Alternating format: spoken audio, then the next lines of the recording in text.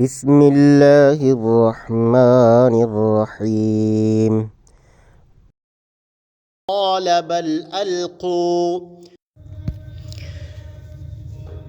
فإذا حبالهم وعصيهم يخيل إليه من سحرهم أنها تسعى قال کہا بلکہ القو تم ڈالو فَإِذَا تو یکایک حبالہم رسیاں ان کی وعصیہم اور لاٹھیاں ان کی یخیلو خیال ڈالا گیا الیہ طرف اس کے من سحرہم ان کے جادو کی وجہ سے انہا کہ بے شک وہ تسعی وہ دوڑ رہی ہیں۔ جواب دیا کہ نہیں تم ہی پہلے ڈالو۔ اب تو موسیٰ علیہ السلام کو یہ خیال گزرنے لگا کہ ان کی رسیاں اور لکڑیاں ان کے جادو کے زور سے دوڑ بھاگ رہی ہیں۔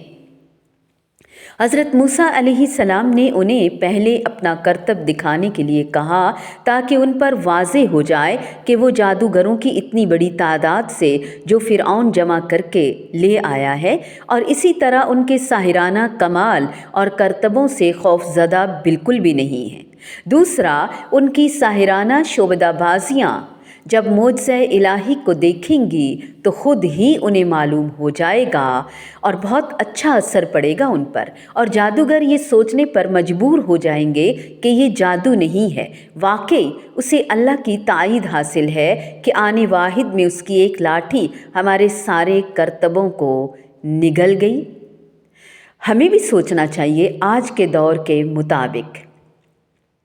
قرآن کے یہ الفاظ اور ان سے معلوم ہوتا ہے کہ رسیاں اور لاٹھیاں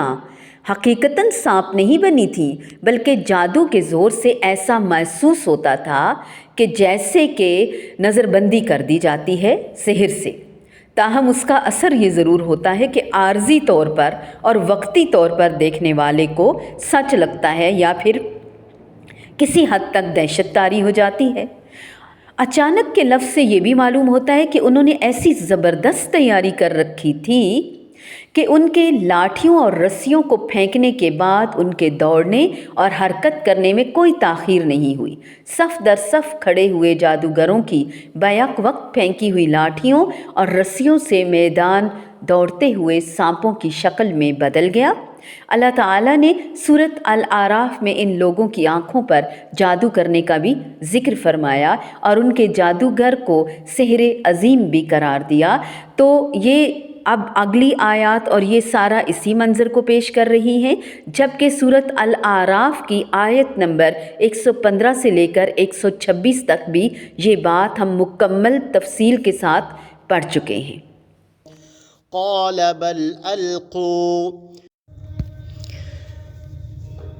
فإذا حبالهم وعصيهم يخيل إليه من